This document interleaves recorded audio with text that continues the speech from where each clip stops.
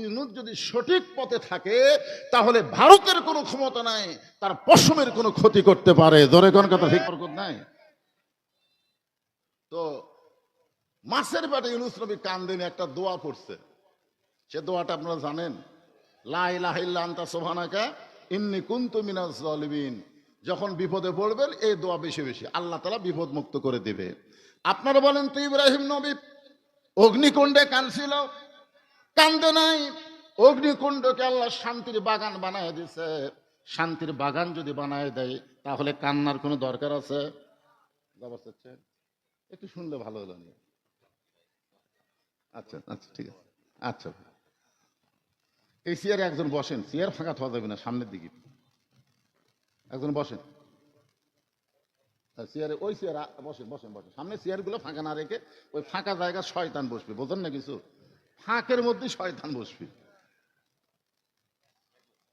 হ্যাঁ, কি বলতেছিলাম যে শুধু কাঁদলে হবে না, কাঁদার মতন কান্দা লাগবে। আদম নবী চমকে গেলেন, কাঁদার মতন কান্দা কি? তখন তিনি কান্নার সাগরের মধ্যে ডুব দিলেন। সুবহানাল্লাহ বলেন। এতদিন 350 বছর খালি কাঁদছে, কাঁদতে কাঁদতে চোখের পানি পড়ে গোস্ত পচে খসা গেছে, কিন্তু কাম হচ্ছে না। কান্নার সাগরে যখন ডুব দিলেন ওই সময় দেখতে পাই জান্নাতের দরজায়, কান্নার সাগরে যখন ডুব দিয়েছে তখন তার দুই চোখ বন্ধ করে অন্তর্চক্ষু দিয়া দেখতে পায় জান্নাতের দরজায় খোদাই করে লেখা আছে লা ইলাহা ইল্লাল্লাহু মুহাম্মাদুর রাসূলুল্লাহ সাল্লাল্লাহু আলাইহি ওয়াসাল্লাম। আদম বলতেছে আল্লাহ পাইছি পাইছি। আল্লাহ বলে কি পাইছো? বলে কান্নার সাগরে ডুব দিয়ে দেখতে পাইলাম জান্নাতে তোমার লা ইলাহা ইল্লাল্লাহর সঙ্গে মুহাম্মাদুর রাসূলুল্লাহ।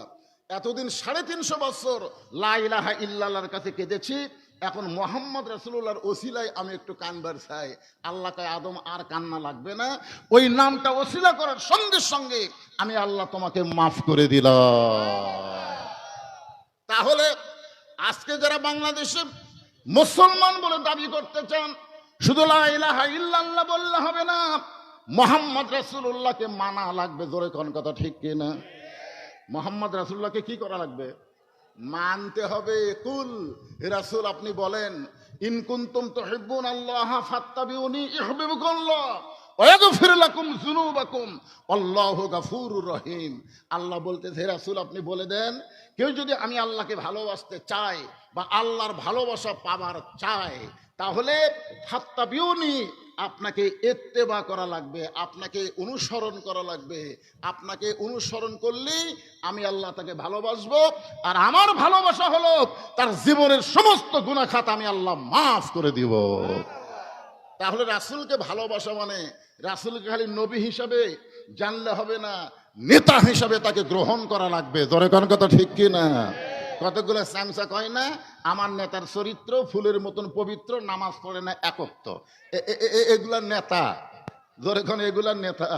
একজন মুসলমান হিসাবে যাকে তাকে নেতা না বলে ওয়া ইন্নাকা লাআলা খুলুকিন আযীম। আল্লাহ কোরআনে বলেছেন লাকাদ কানা লাকুম ফি রাসূলিল্লাহি উসওয়াতুন হাসানা। যদি সফলতা অর্জন করতে চাও রাসূলকে তোমাদের আদর্শ হিসাবে গ্রহণ করে নাও। আমরা সেই নবীকে ভাগ্য গুণে নবী হিসাবে পেয়েছি। আদম বলে বেটা শীষ, ওই নবীর উম্মতেরা সারা জীবন যদি পাপ করে, সারা জীবন যদি পাপ করে, আর কোনো এক সময় মাছির মাথার মতন সামান্য পানি চোখের কোনায় এনে বলে আল্লাহ ওই নবীর উম্মত হওয়ার ওসিলায় আমাকে মাফ করে দাও, আল্লাহ নবীর বিশ্ব নবীর উম্মত হওয়ার খাতিরে এই সামান্য কান্নার কারণে তার জীবনের সমস্ত গুনাহ মাফ করে দেয়। শীষ বলতেছে বাবা নবীর বেটা নবী না হইয়া বেহেশতের ঘরে স্বামী না হইয়া ওই নবীর উম্মত হলেই ভাগ্য ভালো হতো। আদম বলে শীষ, সবার ভাগ্যে ওই নবীর উম্মত হওয়া যায় না, ওই নবীর উম্মত হলে ভাগ্য লাগে। জোরে কোন কি লাগে? তাহলে আমরা কোন নবীর উম্মত? যেই নবীর উম্মত হতে গেলে ভাগ্য লাগে, আল্লাহ দয়া করে সেই নবীর উম্মত হিসেবে আমাদের কবুল করেছেন। খুশি না বেজার? জবান খুলে বলি আলহামদুলিল্লাহ। এখন যে কোরআন থেকে আপনারা আলোচনা শুনবেন, ওয়াজ শুনবেন, তাফসির শুনবেন, তারপর আমার দুই একটা চুটকিও শুনবেন, আমার কোনো কথা কোরআনের বাহিরে না। প্রত্যেকটা জিনিস বোঝানোর জন্য এখন তুলে দেওয়ার কথা ছিল 10টায়, দিতে দিতে রাত 10:30 পার করে দিয়েছেন। এখন এতদিন পর এমনি তো 23 সালে আইসা ঘুরে গেছি, জোরে কোন কথা ঠিক কিনা? আপনাকে মনে আছে? আয় আয়, কি আফসোস যে আপনারা আমাকে দাওয়াত দিলেন, অথচ আমি আসলাম ঠিকই, আমাকে মাহফিলে উঠতে দেওয়া হলো না। শেষ পর্যন্ত একজন কান্নাকাটি করে বলেছিল, হুজুর আইসে যখন খালি মোনাজাতটা করে যাক। তো এই মোনাজাত চলবে না। আমি মোনাজাত করতে পারিনি। কোনো প্লেয়ার খেলবার সে যদি না খেলে ফেরত যায়, তার কলিজার যে কি কষ্ট হয়। খালি 23 সাল থেকে অপেক্ষা করতেছিলাম, আল্লাহ হায়াতের জিন্দেগিতে একটা বার কি আমাকে ওই জায়গায় যাওয়ার তৌফিক দিব না? তো আল্লাহ তাআলা এই বছর আমাকে সে তৌফিক দান করেছে। আপনারাও কষ্ট করে বসে এবং দাঁড়িয়ে থেকে কথাগুলো শুনতেছেন। অত্যন্ত গুরুত্বপূর্ণ তথ্য নির্ভর আলোচনা করতে হবে, জোরে কোন কথা ঠিক কিনা? হ্যাঁ, এজন্য এই দুটার আবার কি হলো, সাথে সাথে কি হলো? মানুষ বসার জায়গা পাচ্ছে না, আর এরা বসে জায়গা ছেড়ে দেয়। আবার আসবে কেন? আপনারা বলতেছেন পেশাব। এই আল্লাহর কোরআন একটা টেজের উপর দেন তো, একটা মাদ্রাসার মাহফিল টেজে একটা কোরআন শরীফ নাই। এই কোরআন শরীফের নাম কি? খালি আল কোরআন। আল্লাহ বলেছেন, অনুনাজ্জিলু মিনাল কোরআনি মা হুয়া শিফাউ ওয়া রাহমাতুল লিল মুমিনিন। মুমিনদের জন্য আল্লাহ তাআলা এই কোরআনকে শেফা স্বরূপ নাজিল করেছে। শেফা শব্দের অর্থ হলো যাবতীয় রোগ মুক্তি হিসাবে আল্লাহ কোরআনকে নাজিল করেছে মুমিনদের জন্য। আপনি সেই কোরআনের আলোচনা শুনতে এসে পেশাব লাগতে পারে। যদি আপনি বলেন যতই পেশাব লাগুক আমি উঠব না, এই মনে করে যদি ধৈর্য নিয়ে বসে থাকতে পারেন, আল্লাহর কোরআনের সিলায় পেশাব জাতীয় যত ব্যারাম আছে আল্লাহ সব ভালো করে দিবে। আল্লাহ পারে কি পারে না? জোরে কান, পারে কি পারে না? হ্যাঁ, আসতে পারে পেশাব, কিন্তু খালি ধৈর্য ধরবেন। ইন্নাল্লাহা মা'আস সাবিরিন, আল্লাহ ধৈর্যশীলদের সঙ্গে তুমি আছো।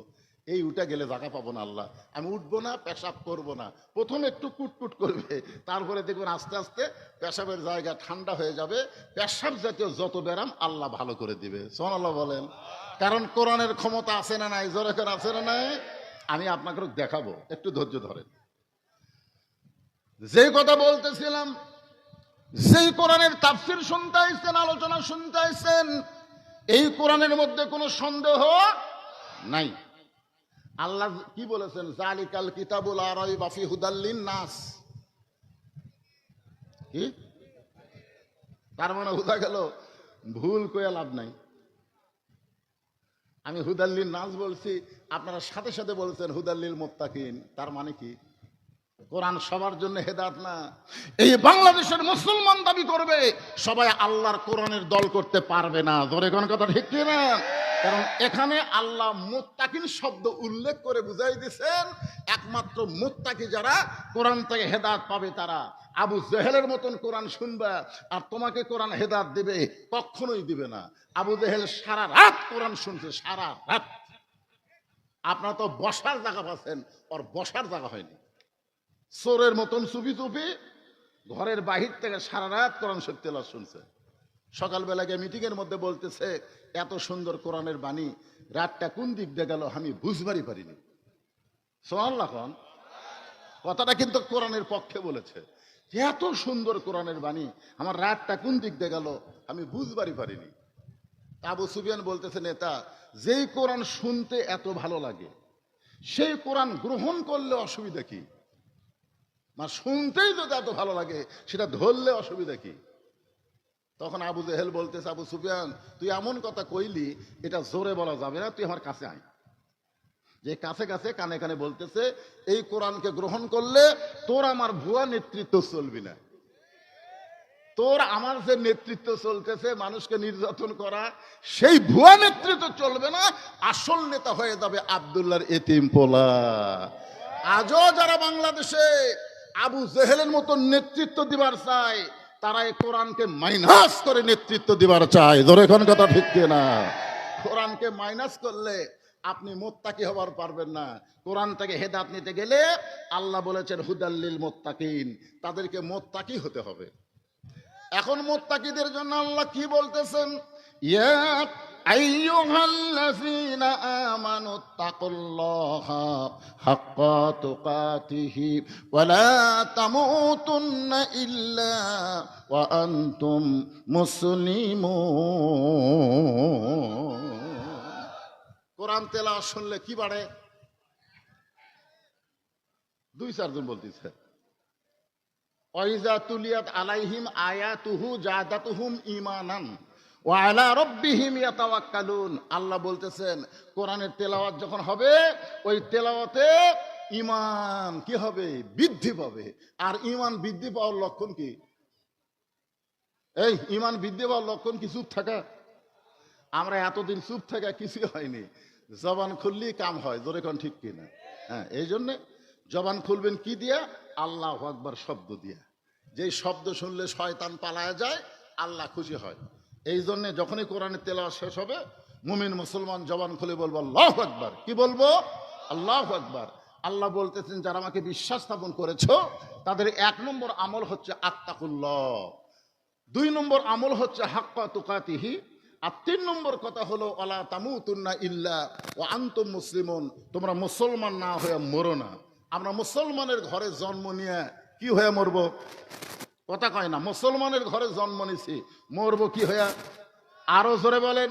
এখন মুসলমান হয়ে যদি আমরা মরবার চাই, মরা তো লাগবে রে ভাই। রুহের জগৎ শেষ হয়েছে, দুনিয়ার জগৎ চলতেছে, যে কোনো সময়। কি মনে করতেছেন? কি আগে মরবি, দাদা না লাতি? লাতি তো মশান মারতেছে, লাতি তো মসজিদে যায় না, দাদা একলা যায়। লাতি বলতে যে কেড়ে নামাজে যায়, কারণ সময় হয়নি, সময় হয় নাই। বাংলাদেশে আমরা বহু দেখলাম দাদা নাতির জানাজায় অংশগ্রহণ করছে। জোরে কোন কথা ঠিক কিনা? এই জন্যে অতীত হয়ে গেছে রুহের জগৎ, দুনিয়ার বর্তমান জগৎ চলতেছে, যে কোনো সময় আমাদের মৃত্যু হবে। আল্লাহ বলতেছেন মরা লাগবেই, তবে এই মৃত্যুটা যেন মুসলমান হিসাবে হয়। আল্লাহ বলেছেন মুসলমান না হয়ে মরো না। এখন মুসলমান হয়ে যদি আমরা মরতে চাই, তাহলে আল্লাহর কোরআন থেকে হক কথাগুলো হজম করার শক্তি আপনাদের আছে ভাই? আল্লাহ বলেছেন ওয়াতাওয়াসাউ বিল হক, হক কথা বলতে হবে, হক পথে চলতে হবে, ঈমান নিয়ে যদি মরবার চাই। আল্লাহ বললেন যারা আমাকে বিশ্বাস স্থাপন করেছো, এখানে যত মানুষ আমরা বসে আছি, দাঁড়িয়ে আছি, আমরা সবাই আল্লাহকে বিশ্বাস করি। করি কি করি না? করেন না? কিভাবে করেন? সাহাবারা বলল ইয়া রাসূলুল্লাহ, আল্লাহকে বিশ্বাস করার সাইজ কি? আল্লাহকে বিশ্বাস করার চেহারা কিরকম? আল্লাহ রাসূল বললেন ইকরার বিল লিসান, তাসদিক বিল জানান, আমল বিল আরকান। এরই নাম হলো ঈমান। জবানে বলতে হবে লা ইলাহা ইল্লাল্লাহ, শুধু জবানে বললে হবে না, তাসদিক বিল জানান, কলিজার মধ্যে ঈমানের জায়গা দেওয়া লাগবে। আপনি জবানে সারা জীবন লা ইলাহা ইল্লাল্লাহ বলেন, আপনার কোনো সমস্যা হবে না, কিন্তু এইটা যখন কলিজার মধ্যে জায়গা দিবেন, নানা রকম বিপদ আপদ মুসিবত আসবে। আল্লাহ রাসূল বললেন বেলাল, তোমার আগে খাদিজা ঈমান গ্রহণ করেছে, আবু বকর ঈমান গ্রহণ করেছে। ও বেলাল, তোমার আগে আলী ঈমান গ্রহণ করেছে, আব্দুর রহমান ইবনে আউফ ঈমান গ্রহণ করেছে। কিন্তু বেলাল, কেউ ঈমান গ্রহণ করার জন্য আল্লাহ কোরআনের আয়াত নাজিল করে নাই, আর তুমি ঈমান গ্রহণ করার সঙ্গে সঙ্গে আল্লাহ তাআলা কোরআনের আয়াত নাজিল করেছে। বেলাল বলতেছে ইয়া রাসূলুল্লাহ, আমি ঈমান গ্রহণ করার সঙ্গে সঙ্গে আল্লাহ কোরআনের আয়াত নাজিল করলো। রাসূল বলেন আয়াতটা হলো ইন্নাল্লাযীনা ক্বালু রাব্বুনাল্লাহু সুম্মা ইসতাকামু তাতানাজ্জালু আলাইহিমুল মালায়েকা আল্লা তাখাফু ওয়া লা তাহজানু ওয়া আবশিরু বিল জান্নাহ। রাসূল বলেন বেলাল, যারা তোমার আগে ঈমান গ্রহণ করছে, তাদের ঈমান গ্রহণ করাতে আল্লাহ আয়াত নাজিল করেনি, তোমার ঈমান গ্রহণ করাতে আল্লাহ আয়াত নাজিল করার কারণ হলো ওরা সবাই স্বাধীন। এর আগে যারা ঈমান গ্রহণ করছে সবাই কি স্বাধীন, আর তুমি হলা গোলাম। তোমার মুনিব কয়টা? বেলাল কয় একটা। কে মুনিব? আল্লাহ। রাসূল বলেন না, আল্লাহ ছাড়াও তোমার আর একটা মুনিব আছে, সেই মুনিবের নাম হলো উমাইয়া। দরগান সেই মুনিবের নাম কি? একদিন হযরত বেলাল বললেন মুনিব, উট দুম্বা গাধার ঘরে থাকতে আমার কষ্ট হয়, উট দুম্বা সারা রাত পেশাব পায়খানা করে, এই দুর্গন্ধে গোয়াল ঘরে থাকতে আমার কষ্ট হয়। আমার জন্য কি ভালো কোনো জায়গা থাকতে দিবেন না যেখানে আমি একটু আরামে ঘুমাতে পারি?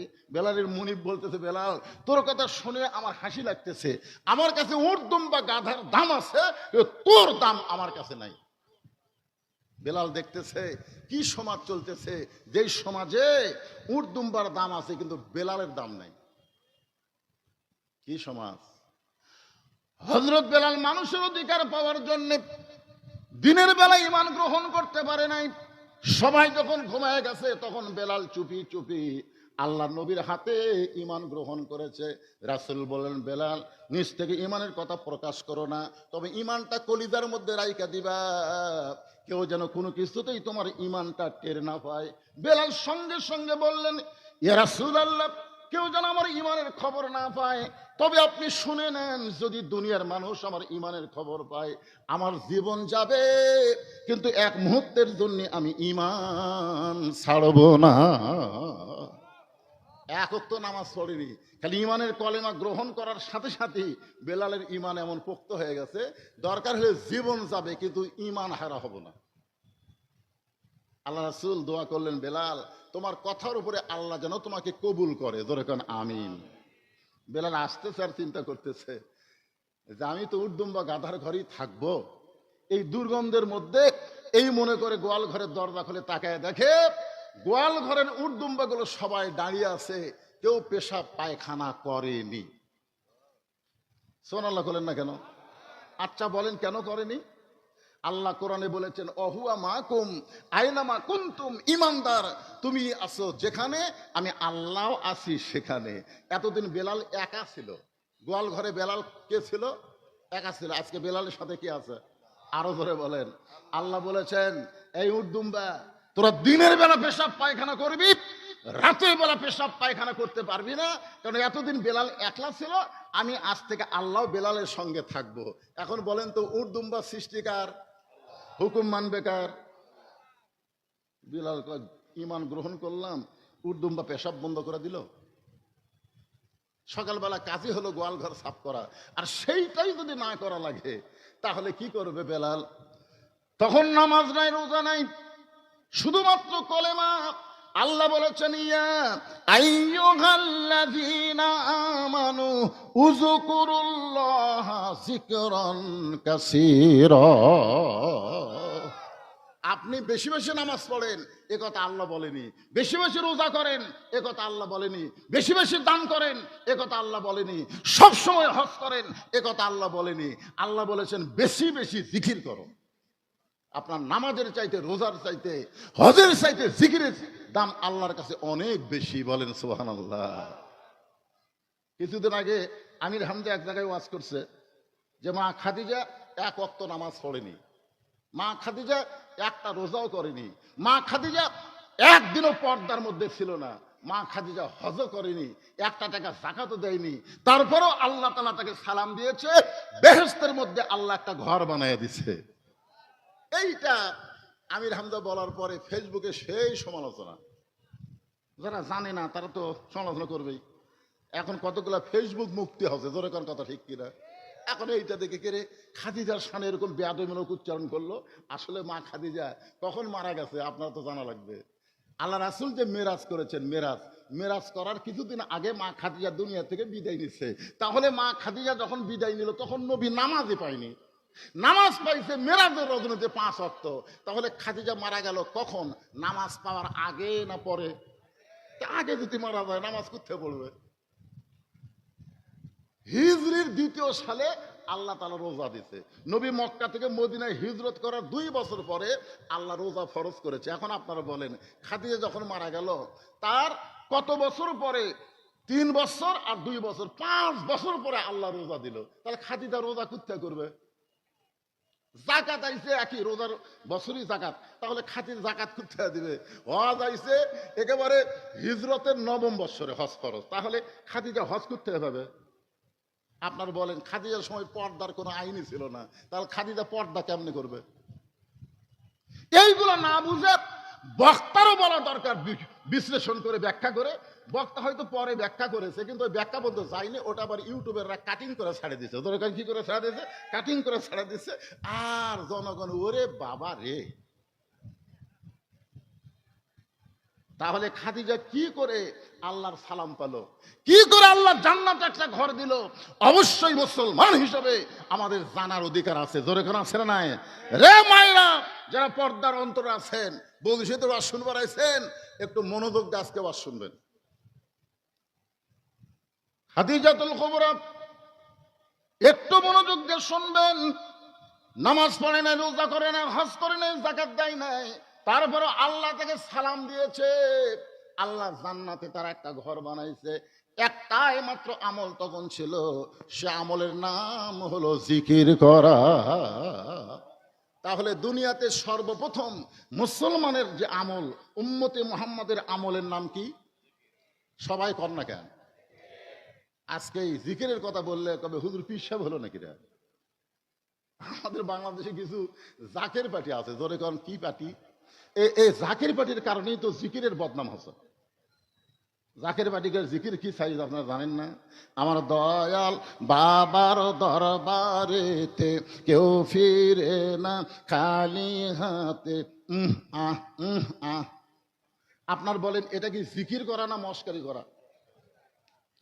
একটু মনোযোগ দেন। হযরত বেলাল দেখলেন সকালবেলা কোনো কাজ নাই, তিনি কলেমার জিকির শুরু করে দিলেন। জিকির করতে করতে করতে করতে হযরত বেলাল আসল মুনিবের প্রেমে ধরা পড়েছে। গোলামের বাচ্চা গোলামেরা সকালবেলায় বেলালের বিরুদ্ধে নালিশ করতেছে মুনিবের কাছে, মুনিব এত বেলা হয়ে গেল এখন পর্যন্ত বেলাল গোয়াল ঘরের দরজা খোলে নাই। এমনি তো বেলালের মুনিব বেলালকে দেখবার পারে না, উর্দুম্বার সঙ্গে থাকতে দেয়, এখন সেই বেলালের বিরুদ্ধে আবার অভিযোগ। হাসিনার সময় দেখছেন, হাসিনা কিন্তু এমনি আলেমদেরকে দেখবার পারেনি, আবার আলেমদের বিরুদ্ধে অভিযোগ। ধরে কোন কথা ঠিক কিনা? 116 জন আলেমের তালিকা করা হয়েছিল, তার মধ্যে আমার নাম ছিল 18 নম্বরে। 116 জনের মধ্যে প্রথম 18-র মধ্যে আমার নাম ছিল। এই জন্য আপনাকে আব্দুল কুদ্দুস ওই কিন্তু আমাকে একেবারে ঢুকপারি দিচ্ছিল না। এরপরে মনে করলাম আর একটা আসলো পাটোয়ারি, ই হয়তো ভালো হবি, কিন্তু যে জাতের জাত। জোরে কোন কথা ঠিক? একই অবস্থা। আলেমদের বিরুদ্ধে অভিযোগ কেন? আলেমদের অভিযোগ কেন করবা? কারণ আল্লাহ কোরআনে বলেছে ইন্নামা ইয়াখশাল্লাহ মিন ইবাদিহিল উলামা। বান্দা সময়ের মধ্যে আলেম বান্দারাই আল্লাহকে বেশি ভয় করে। জোরে কোন সুবহানাল্লাহ। আল্লাহ রাসূল বলেছেন আল উলামা ওয়ারাসাতুল আম্বিয়া, আলেমরা হচ্ছে নবীদের ওয়ারিস। আর সে আলেমদের বিরুদ্ধে লাগছে। হাসিনার পতন কিন্তু এই আলেমদের বিরুদ্ধে লাগার কারণেই হয়েছে। জোরে কোন কথা ঠিক কিনা? প্রত্যেকটা আলেম হাইকোর্টে সুপ্রিম কোর্টে কোনো বিচার পায়নি, কোনো বিচার নেই। তার আল্লাহর কাছে বিচার দিয়েছে, আল্লাহ চোখের পানি দিয়ে বিচার দিয়েছে। ভাইজান একটু মনোযোগ দেবেন।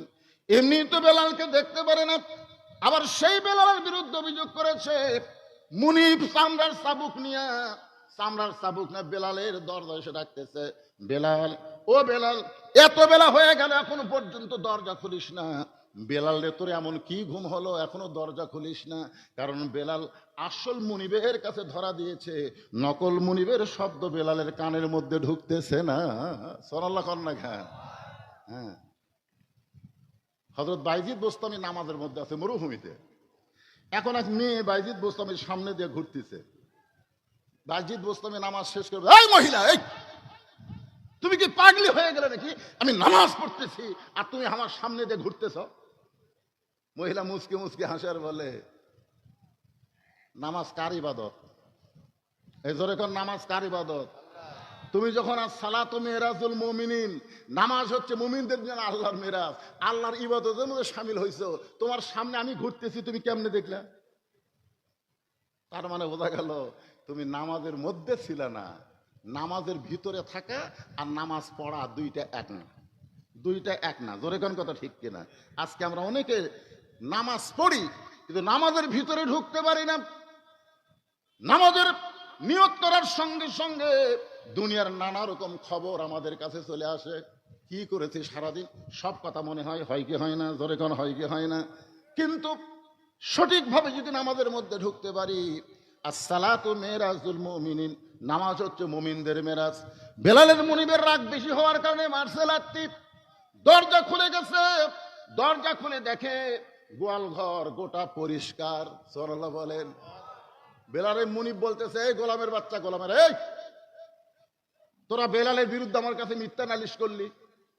যে বেলাল ঘুম থেকে চেতন পাইনি, তোরা যখন চেতন পাস নাই, তখন বেলাল চেতন পাইয়া গোটা গোয়াল ঘর পরিষ্কার করেছে। জোরে কান সুবহানাল্লাহ।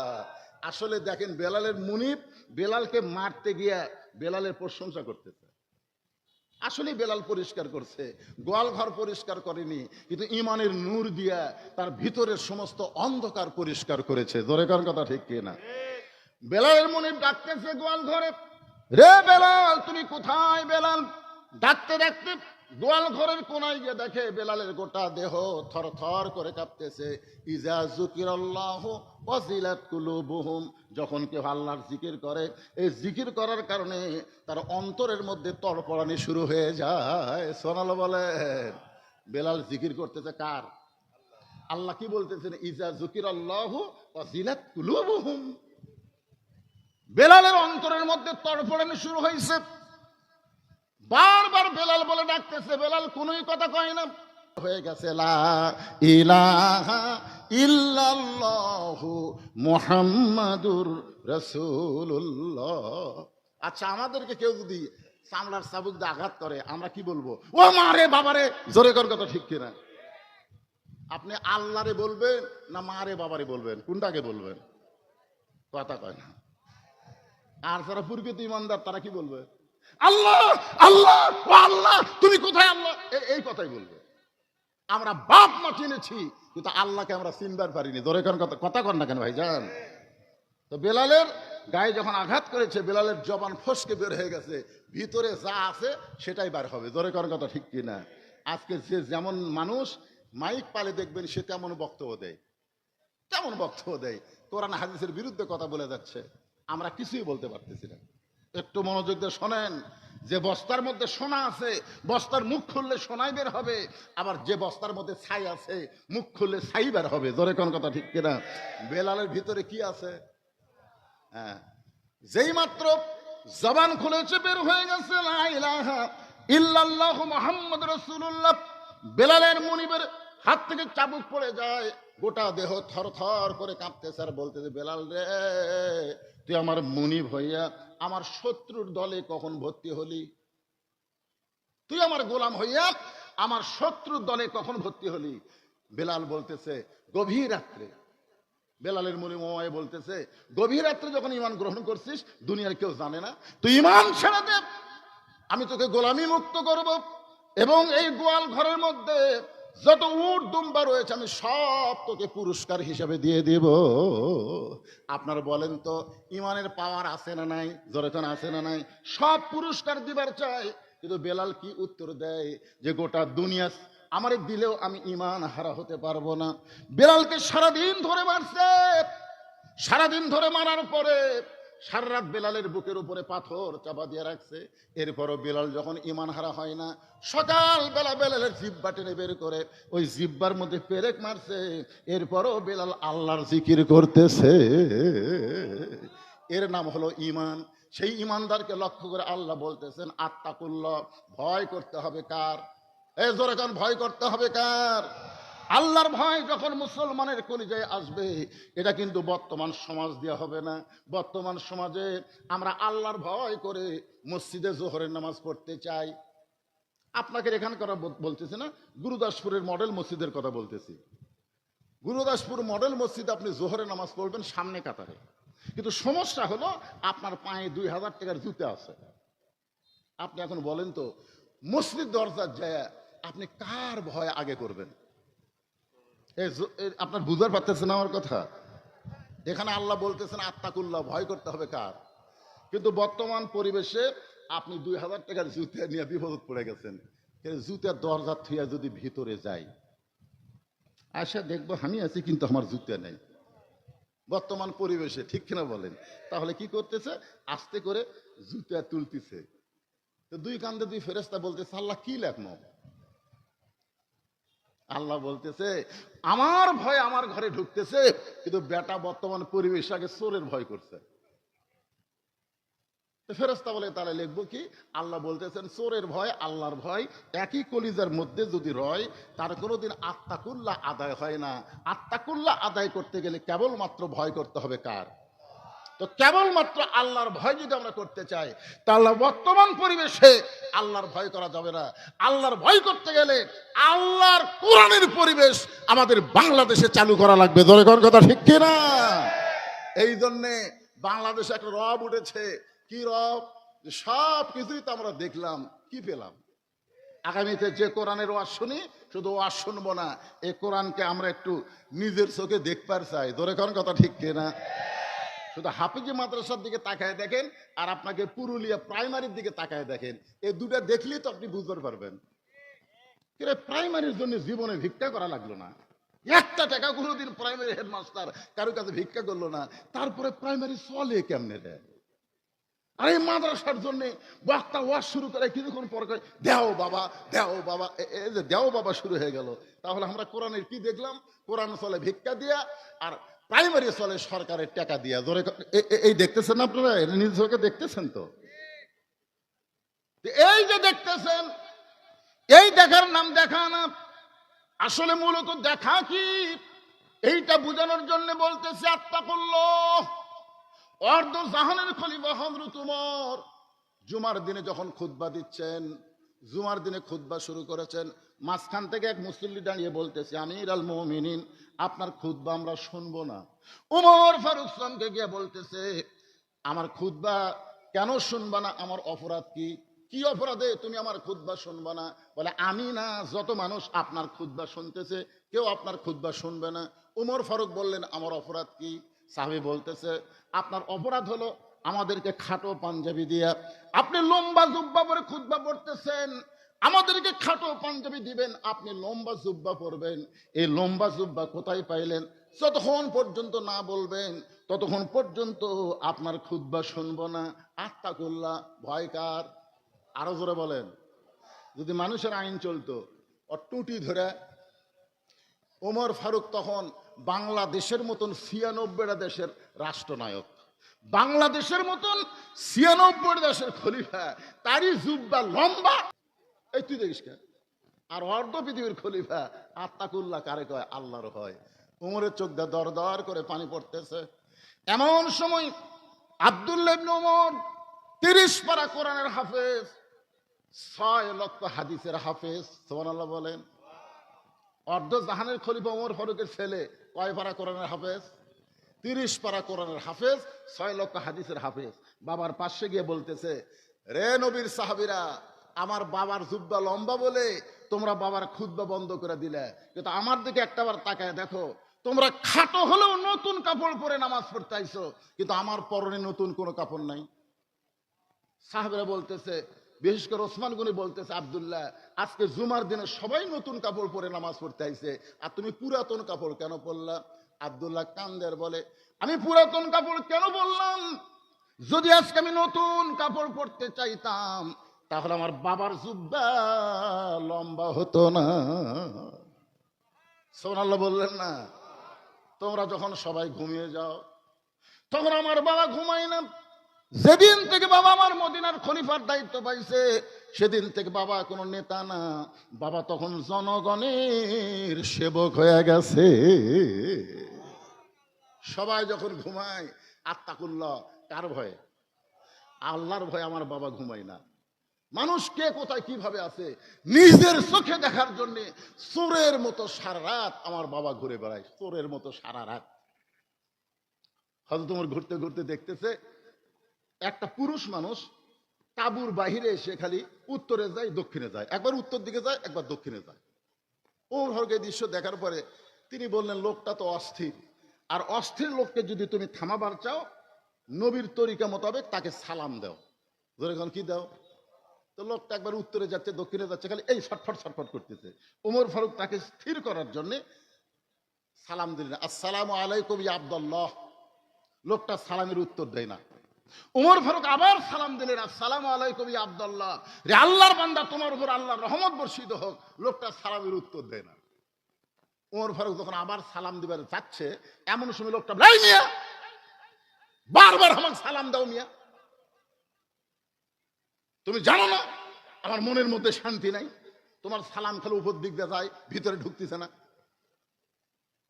ওমর ফারুক জোড়হাত করে বললেন, ভাইজান আপনার সমস্যা কি?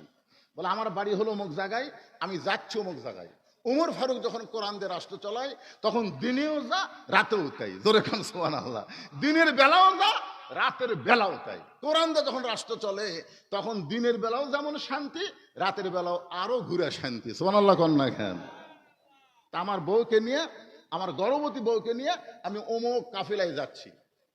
এই মাঝ রাস্তা আমার গর্ভবতী বউয়ের প্রসব ব্যথা শুরু হয়েছে।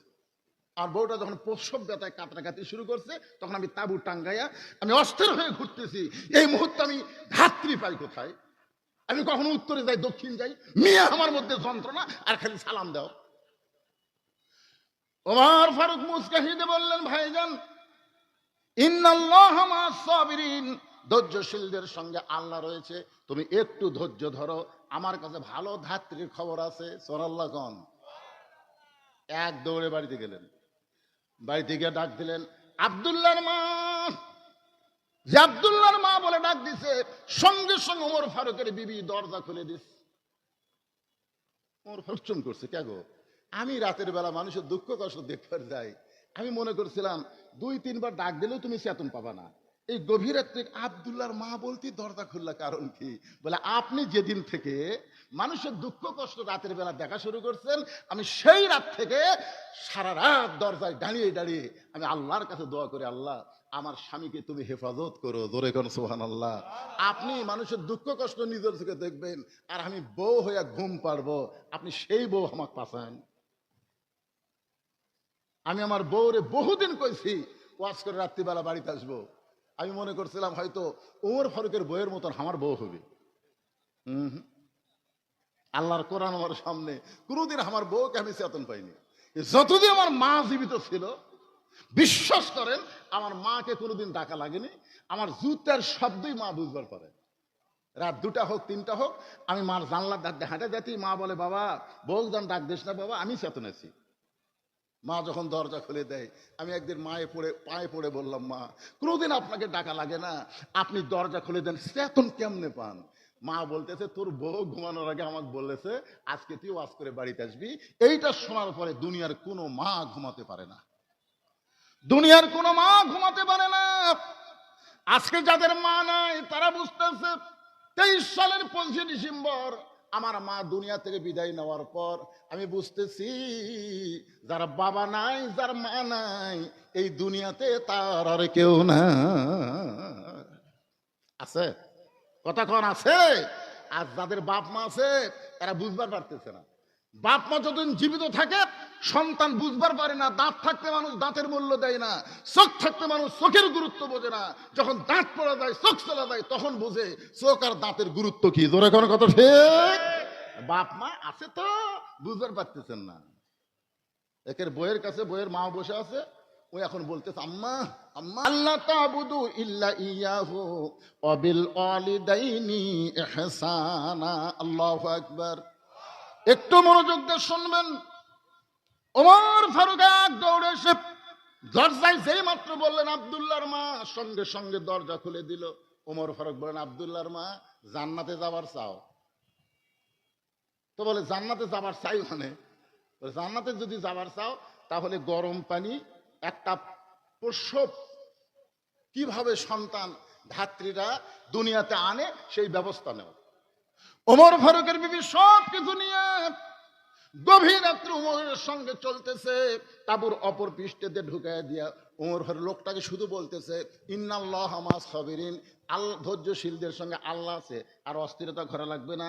ভালো ধাত্রী ঢুকছে। কিছুক্ষণ পরে বাচ্চা যখন প্রসব হয়, তখন ওমর ফারুকের বিবি বলতেছে, এ আমির আল মুমিনিন, আপনার বন্ধুকে খবর দেন তার সন্তান এবং বিবি সুস্থ আছে। আপনারা তো সুবহানাল্লাহ করলেন, কিন্তু ওমর ফারুকের বউ যখন বলতেছে আমির আল মুমিনিন, উনি তখন অবস্থা কি? এই লোকটার অবস্থা কি যে সালামের উত্তর দেয়নি, পায়ের কাছে পড়ে বলতেছে, আহারে আমি কত বড় বেয়াদব, আপনি 3-3 বার সালাম দিলেন, আমি সালামের উত্তর দিলাম না। উমর ফারুক বলতেছেন, ভাই তুমি আল্লাহর কাছে বলো আল্লাহ যেন অধমকে মাফ করে দেয়, কারণ ঠিক মতো তোমার খোঁজ নিবার পারিনি বলেই তুমি অস্থির হয়ে গেছো। আব্দুল্লাহ বলতেছে, রে দুনিয়ায় নবীর সাহাবীরা, তোমরা আরামে সারা রাত ঘুমাও, কিন্তু আমার বাবার চোখে ঘুম নাই। যেদিন থেকে মদিনার খলিফা হয়েছে সেদিন থেকে আমার বাবার রাতের বেলা চোখের ঘুম নাই। মানুষগুলো কে কোথায় কিভাবে আছে নিজের চোখে দেখার জন্যে আমার বাবা একা একা ঘুরতেছে। হঠাৎ হযরত ওমর দেখতে পায় তাঁবুর মধ্যে আগুন জ্বলতেছে, আর দুইটা বাচ্চা মা মা বলে কাঁদতেছে আর বলতেছে, মা আমাদের খুব ক্ষুধা লাগছে, মা তাড়াতাড়ি খাবার দাও। মা বলতেছে, গোশত সিদ্ধ হলেই তোমাদেরকে খাবার দেব। উমর ফারুক চিন্তায় পড়ে গেলেন, দুম্বার গোশত হলে বড় জোর 8 ঘন্টা লাগবে, উটের গোশত হলে বড় জোর 1 ঘন্টা লাগবে। এত গভীর রাত হয়ে যায়, এখনো পর্যন্ত গোশত সিদ্ধ হয় না, এটা কিসের গোশত? উমর ফারুক আস্তে আস্তে তাঁবুর নিকটে গিয়ে বললেন, মা তোমার দুইটা সন্তান ক্ষুধার জ্বালায় কান্দে, এখনো পর্যন্ত তোমার গোশত সিদ্ধ হয় না। মা এখনো পর্যন্ত তোমার গোশত সিদ্ধ হয় না, মা তুমি এমন কি গোশত সিদ্ধ করতেছ? মেয়েটা বলে, পথিক আমার বাড়ি হলো ইয়ামিন দেশে, আমি শুনতে পাইলাম মদিনার খলিফা ওমর অত্যন্ত ভালো মানুষ। ইয়ামিন থেকে খলিফা ওমর ভালো মানুষ জানার পরে আমার দুইটা এতিম বাচ্চাকে নিয়ে এই মদিনায় উমরের কাছে আসলাম, কিন্তু বিকেল বেলায় এত মানুষের ভিড়, এই ভিড় ঠেলে আমি উমরের কাছে কেমনে যাব? যাবার পারলাম না। নিয়ত করেছে আগামীকাল সকালবেলা উমরের দরবারে যাব, আগামীকাল সকালবেলায় উমরের দরবারে যাব। এই মনে করে রাতের বেলা আমার দুইটা এতিম বাচ্চাকে বুকের মধ্যে নিয়ে আমি ঘুমাবার চাই, কিন্তু বাচ্চা দুইটা ক্ষুধার জ্বালায় বারবার শুধু কাঁদতেছে। আমি এখন সান্ত্বনা দেওয়ার জন্যে পাতিলের মধ্যে পাথর আর পানি নিয়ে নিচে আগুন জ্বালায় বলতেছে, বাবা গোশত সিদ্ধ হলেই তোমাদেরকে খাবার দেব। আমার পাতিলে কোনো গোশত নাই, সিদ্ধ কেমনে হবে? পথিক আমি মা হয়ে যে কি বিপদে পড়েছি, আমার মনে হয় সকালবেলা পর্যন্ত আমার সন্তান দুইটা বাঁচবে না। আত্তাকুল্লাহ, আল্লাহর ভয়ে হযরত ওমর বলতেছে, মা তুমি একটু ধৈর্য ধরো, মা তোমার দুইটা বাচ্চাকে তুমি একটু সান্ত্বনা দিয়া কোনো মতে জীবিত রাখার চেষ্টা করো, মা। এই বলে হযরত ওমর এক দৌড়ে বাইতুল মালের দরজায় আসলাম আসলাম বলে ডাক দিলেন। আসলাম দরজা খুলে বলে, আমির আল মুমিনিন, এই গভীর রাত্রে আমার ডাকতেছেন, বলে খাবার একটা বস্তা আমার মাথায় উঠায় দে। আসলাম বলতেছে, ই আমির আল মুমিনিন, আপনি হলেন আমির, আমি হলাম চাকর, হুকুম দেন কোথায় বস্তা নিয়ে যাওয়া লাগবে। ওমর বলে, আসলাম রে, চাকর আর মুনিব না, চাকর আর মুনিব না। এই দুনিয়াতে তুমি আমার বস্তা মাথায় নিবার চাচ্ছ, কিন্তু হাসরের ময়দানে একজনের পাপের বোঝা কেউ মাথায় নেবে না, দে আমার মাথায় বস্তা উঠাইয়া দে। আসলাম অউলিল আমরি মিনকুমকে মানতে গিয়া খাবার বস্তা যখন মাথায় তুলে দিলেন, ওমর ফারুক বস্তা নিয়ে এত জোরে দৌড় মারতেছেন, পিছন দিক থেকে আসলাম বলতেছি, আমির আল মুমিনিন, আপনি এত দূরে দৌড় মারলে আপনি পড়ে যাবেন, আপনার কষ্ট হবে। ওমর ফারুক আসলাম রে, সময় মতো যদি পৌঁছবার না পারি তাহলে জাহান্নামের আগুনকে আল্লাহ ওমরকে পোড়ায় ফেলবে। আত্মা করলাম হাক্কা তুকাতিহি, এত দূরে দৌড় মারলেন, তাবুর নিকটে গিয়ে বললেন, মা তোমার দুইটা সন্তান কি জীবিত আছে? মা মেয়ে করে চাল্লা কবুল করে রেখে দিছে। আলামিনের মা, একজন মা অসুস্থ মানুষ, কোরআন শরীফ বাবদ 500 টাকা দান করেছে, আল্লাহ তার দান কবুল করেন। আল্লাহ নেক নিয়ত নেক আসে বল আল্লাহুম্মা আমিন। বাপ মা দুইজনে মারা গেছে, বাপ মা রুহের মাগফিরাতে তার সন্তান কোরআন শরীফ বাবদ 500 টাকা দান করলো, আল্লাহ বাপ মার কবরকে জান্নাতের টুকরা বানায় দেন। লুৎফর রহমান লক্ষ্মীপুর, বাপ মা মারা গেছে, রুহের মাগফিরাতে 2500 টাকা 3000 টাকা দান করেছে, আল্লাহ বাপ মার কবরকে জান্নাতের টুকরা হিসেবে কবুল করেন আল্লাহুম্মা আমিন। আনসার কোরআন বাবদ 500 টাকা দান করেছে, আল্লাহ কবুল করেন। ইউনুস আলী 5000 টাকা ইউনুস আলী দান করেছে, ইউনুস আলীর দানকে আল্লাহ আপনি কবুল করেন। আল্লাহ নেক নিয়ত নেক আসে পড়ে আল্লাহুম্মা আমিন। জি, এই মাহফিলের সেক্রেটারি মাসুদ সরকার এই আচ্ছা এর আগে এর বলি, আব্বা অসুস্থ, সুস্থতার জন্য দুইটা কোরআন শরীফ বাবদ 1000 টাকা দান করেছে। আমরা দোয়া করি আল্লাহ তার বাবাকে পুরোপুরি সুস্থতা দান করুক, জোরে কান আমিন। এখন বলেন, এই মাদ্রাসার সেক্রেটারি মাসুদ সরকার বাবা মায়ের জন্য দোয়া আছে 10,000 টাকা। এই মাদ্রাসার বর্তমান সেক্রেটারি মাসুদ সাহেব বাবা মার জন্য 10,000 টাকা দান করলো, আল্লাহ তার দানকে কবুল করেন। বাপ মা যদি কবরে যায় এই দানের ওসিলায় আল্লাহ তাদের কবরকে জান্নাতের টুকরা হিসেবে কবুল কর, আল্লাহুম্মা আমিন। কে? বাপ মা মারা গেছে, শ্বশুর শাশুড়ি মারা গেছে, সকলের জন্য 1000 টাকা 2টা কোরআন শরীফ বাবা দান করলো। আল্লাহ বাপ মার কবর, শ্বশুর শাশুড়ির কবরকে আল্লাহ আপনি জান্নাতের টুকরা কবুল করেন, আল্লাহুম্মা আমিন। আপনারা তো যেভাবে ওটা শুরু করলেন, শেষে মোনাজাত হয় না নাকি? এখানে মোনাজাত হয়? এখানে মোনাজাত হয় না? তা আপনার দোয়া পক্ষে না বিপক্ষে? তাহলে বছরের পর একটা মাহফিল, বাপ মা আত্মীয় স্বজন কবরে গেছে, নিজকেও যে কোনো মুহূর্তে যাওয়া লাগবে। দুই জগতে আল্লাহ আমাদের পক্ষে আছে, রুহের জগতে, দুনিয়ার জগতে। রুহের জগতে যদি পক্ষে না থাকতো, দুনিয়ার জগতে মুসলমানের ঘরে আল্লাহ কবুল করতো না। মরার সময় যেন মুসলমান হয়ে মরতে পারে। আজকের আয়াতের শেষ অংশ আমি ওয়াজে যাবার পারলাম না। মিলনের নানি আফিয়া 2টা কোরআন শরীফ বাবদ 1000 টাকা দান করেছে। আল্লাহ আফিয়ার দানকে আল্লাহ আপনি কবুল করেন, আল্লাহুম্মা আমিন। তাওহীদের মা 1000 টাকা দান করেছে, আল্লাহ মায়ের দানকে কবুল করেন। আল্লাহ রাসূল ফাতেমার ঘরের মধ্যে ঢুকলেন। ফাতেমা, তোমার কি কখনো মনে হয় তোমার বাবা আল্লাহর নবী বলে আল্লাহ তোমাকে জান্নাত দেবে? ফাতেমা বলতেছে, বাবা, আমার বাবা শুধু আল্লাহর নবী না, আমার বাবা হলো বিশ্ব নবী। জোরে কোন সুবহানাল্লাহ। আমার সব সময় মনে হয় আমার বাবা বিশ্ব নবী হওয়ার কারণে আল্লাহ তাআলা আমাকে জান্নাত দিবে। রাসূল বলে, ফাতেমা, তুমি বড় ভুল করেছো মা। তোমার বাবা বিশ্ব নবী বলে আল্লাহ তোমাকে জান্নাত দেবে না। জান্নাতে যদি যাবার চাও, জান্নাতের আমল করে তোমাকে জান্নাতে যেতে হবে। আমার মায়েরা যারা আছেন একটু মনোযোগ দিয়ে শুনবেন। জান্নাতের আমল করে জান্নাতে যাওয়া লাগবে। ফাতেমা বললেন, বাবা, জান্নাতে যাওয়ার আমল কি? আল্লাহ রাসূল বললেন, মাত্র 4টা আমল করলে 8টা আল্লাহ জান্নাতের 8টা দরজা খুলে দিবে। ধরে খান সুবহানাল্লাহ। ফাতেমা বললেন, বাবা, জান্নাতের 4টা আমল কি কি? আল্লাহ নবী বললেন, 24 ঘন্টার মধ্যে 5 ওয়াক্ত নামাজ আদায় করবা। সব সময় নামাজ পড়া লাগবে না, ওয়াক্ত মোতাবেক 5 ওয়াক্ত নামাজ পড়লে নামাজের হক আদায় হবে। ও ফাতেমা, 12 মাসের মধ্যে 1 মাস রোজা রাখলে রোজার হক আদায় হয়ে যাবে। ফাতেমা, স্বামী যখন খেদমত চাবে তখন স্বামীর খেদমত করলে স্বামীর হক আদায় হবে। কিন্তু ফাতেমা, সতীত্বের হেফাজত, পর্দা করা, এটার কোনো সময় নাই। এটা সব সময় তোমার উপর ফরজ। আমার মায়েরা যারা পর্দায় আছেন, মা, আপনার জন্য সর্বসাকুল্যে সবচেয়ে গুরুত্বপূর্ণ ওয়াজ হলো সবসময় পর্দার মধ্যে থাকতে হবে। হুমায়ুন, তার বাবা অসুস্থ, সুস্থতার জন্য নগদ 2000, বাকি 3000, মোট 5000 টাকা দান করেছে। আল্লাহ হুমায়ুনের বাবাকে পরিপূর্ণ সুস্থ নেই। সামনের দিকে আসেন, আল্লাহর রাস্তায় একটু সামনে আসেন। আসেন সবাই, সামনে আসেন। কে? রবিউল ইসলাম 1000 টাকা দান করেছে। আল্লাহ রবিউল ইসলামের দানকে আল্লাহ আপনি কবুল করেন। কি নাম? কি? আলিফ নামে আল্লাহ তোমার এক বান্দা 200 টাকা নগদ 2 বস্তা সিমেন্ট করছে দান। লিখছেন, আলিফের নাম লিখছেন। আল্লাহ দানকে কবুল করেন। আল্লাহ নেক নিয়ত নেক আশা পরাক, আল্লাহুম্মা আমিন। ও পিছনের আল্লাহর বান্দারা সামনে আসেন। আরে সামনে জায়গা পরিবর্তন করেন। এক জায়গায় বসেছেন, ওই জায়গা আপনার জান্নাতের সাক্ষী হয়ে গেছে।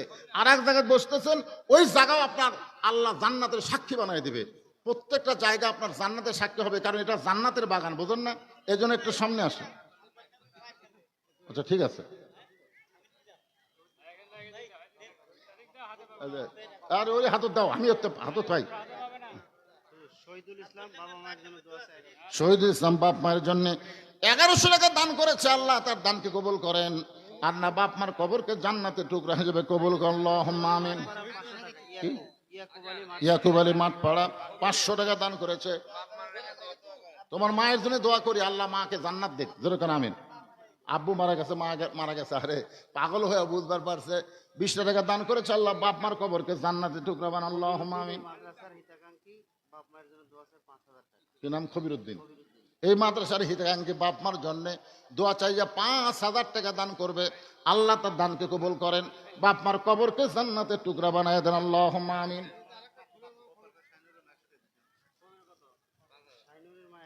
শাহিনুরের মা 100 টাকা দান করেছে। মেয়ে মানুষের নাম বলা লাগবে, আবার শাহিনুর মা চিন্তা করবে টাকা দিলাম 100, এজত গেল না পকেটত গেল। এজন্য মেয়ে মানুষেরা কিন্তু টাকা দিয়ে খালি কান খাড়া করে থাকে। শাহিনুরের মা, আপনার 100 টাকা পাওয়া গেছে মা।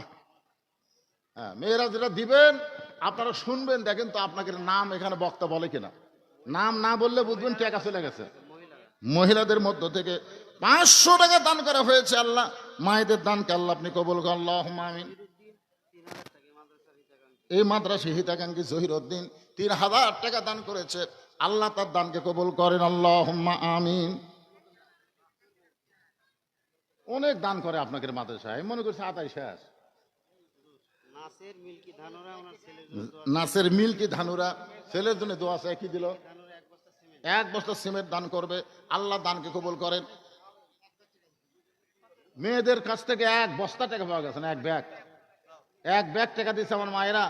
কে কোন নিয়তে দান করলো? জি, রিফাতের নানি 500 টাকা নগদ এবং 2টা মোরগও দিছে নগদ। মাশাআল্লাহ, রাতের বেলা 2টা মোরগ দেওয়া, আবার 500 টাকা দেওয়া একেবারে সাধারণ ইমান না। আল্লাহ রিফাতের নানিকে আল্লাহ আপনি কবুল করেন, আল্লাহুম্মা আমিন।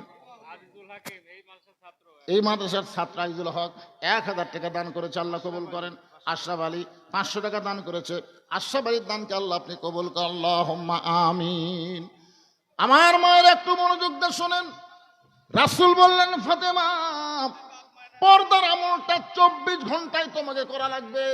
নামাজ কিন্তু সব সময় পড়া লাগবে না, নামাজের সময় হলে নামাজ পড়া লাগবে, ঠিক কিনা বলেন? রোজা সব সময় করা লাগবে না, রোজার মাসে রোজা রাখলেই চলবে। স্বামীর খেদমত সব সময় করা লাগবে না, স্বামী যখন খেদমত চাবে তখন স্বামীর খেদমত করলেই চলবে। কিন্তু কিন্তু ফাতেমা পর্দা এইটা সব সময় করতে হবে, 24 ঘন্টায় পর্দার মধ্যে থাকতে হবে। ঠিক আছে, 24 ঘন্টায় পর্দার মধ্যে থাকতে হবে। ও ফাতেমা, সঙ্গে সঙ্গে এক মহিলা মার জন্য দোয়া চায়, 500 টাকা দান করেছে। রমজান আলী মিল্কি ধানোরা 1 বস্তা সিমেন্ট করবে দান। আল্লাহ রমজান আলীর দানকে আল্লাহ আপনি কবুল করেন, আল্লাহুম্মা আমিন।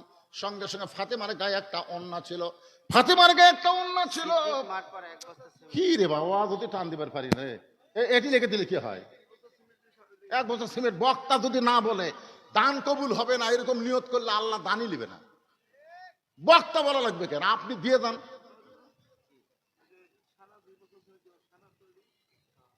আপনারা এত দান এখনো পর্যন্ত তোলেনি, আর এই মাদ্রাসায় দান করে, মাশাআল্লাহ এত দান।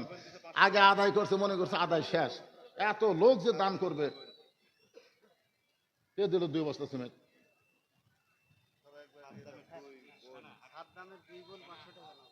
সাদ্দামের 2 বোন 500 টাকা দান করছে।